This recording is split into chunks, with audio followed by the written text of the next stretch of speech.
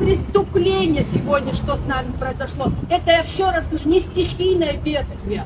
И за это преступление люди должны отвечать. И мы будем, да, мы соберем деньги, как в тот день, когда туда пришли не люди, которые, да, там были разные люди, но там эти молодые, которые не имели отношения к Национальной галерее. Они пришли туда, они вытаскивали эти оставшиеся картины. Точно так же мы соберем деньги, мы сделаем все, что надо, мы сохраним память нашу, мы соберем, купим эти картины, которые можно купить будет в других странах. Но мы не сможем исправить ситуацию никогда, если мы вот так будем относиться к тому, что происходит в нашей стране. Я вас очень прошу, не будьте равнодушными, не сидите дома в креслах. Боритесь с плохими чиновниками. Это они нашу жизнь портят. Это они нас лишают нашего наследия.